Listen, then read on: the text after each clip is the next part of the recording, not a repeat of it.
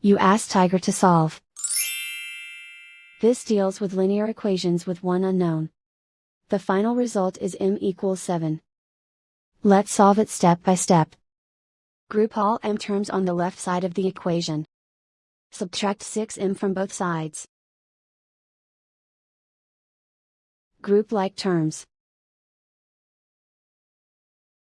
Simplify the arithmetic. Group like terms. Simplify the arithmetic.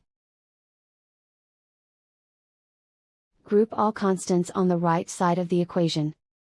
Add 20 to both sides.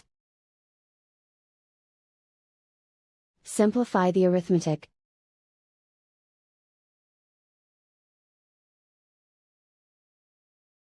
And so the final result is m equals 7.